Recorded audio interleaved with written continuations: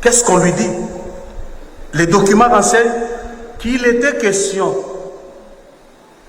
d'aller poser la première pierre pour la construction d'une garnison militaire, loin de la ville. Et en principe, on devait construire la dalle pour que le roi demain vienne poser la première pierre. Parce que c'était dans la brousse, les animaux sauvages étaient passés la nuit et ils ont dérangé la dalle. Le matin, le roi ne pouvait pas poser la pierre et il a instruit cette fois-là qu'on construise la dalle et qu'on la fasse garder jusqu'à ce qu'il viendra poser la première pierre. Comme la première pierre n'a jamais été posée, la dalle fut gardée 100 ans. Et après, personne n'a compris, personne ne pouvait expliquer pourquoi la dalle continue à être gardée. C'est exactement ce que nous sommes en train de faire ici, et vous, le gouvernement, et nous, le Parlement. Nous sommes en train de garder une dalle, et lorsqu'on pose la question pourquoi on la garde, personne ne sait répondre. Alors, je vais faire comme le commandant qui est venu, qui a posé la question, qui est allé vérifier dans les archives pour comprendre pourquoi on peut garder une dalle comme ça pendant des années par des militaires. Monsieur le Premier ministre, vous savez, depuis que notre pays a accédé à son indépendance, moi qui vous parle ici, je suis un ancien opposant. Vous vous adressez au président. Merci beaucoup, monsieur le président. Je suis un ancien opposant.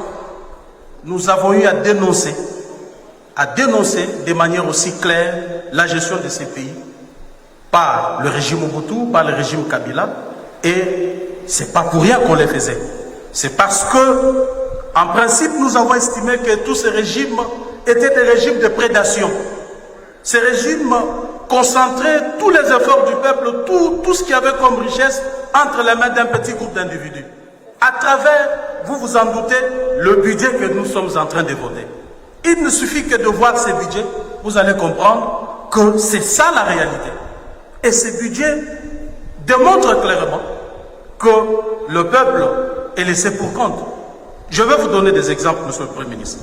Quand vous ouvrez le document 1, qui est en fait le squelette du budget, à la page 46, 47, vous allez voir que pour les équipements militaires, on y a alloué 2 milliards de francs congolais. Ce qui fait l'équivalent d'1 million de dollars dans un pays à guerre. Mais il vous souviendra que dans le même hémicycle, lorsque vous présentiez votre programme d'action, dans le cadre du budget, dans le cadre, dirais-je, cadre budgétaire à moyen terme, vous avez ici expliqué de manière claire quelles étaient les priorités de votre gouvernement. Si j'ai bonne mémoire, c'était 16 piliers, dans lesquels la pacification de l'Est du pays, le social et l'enseignement étaient des priorités de priorités. Aujourd'hui, ce mandat ne peut réussir que si la gratuité de l'enseignement réussit et que si l'Est du pays est pacifié. Mais comment pouvons-nous arriver à ces résultats? Comment pouvons-nous arriver à ces résultats si on a un budget qui ne reflète pas en fait la vision que vous nous avez présentée ici? Un budget, c'est quoi en fait? Un budget, c'est une vision exprimée en chiffres, en termes de recettes et de dépenses. Le budget reflète la vision qu'a le gouvernant.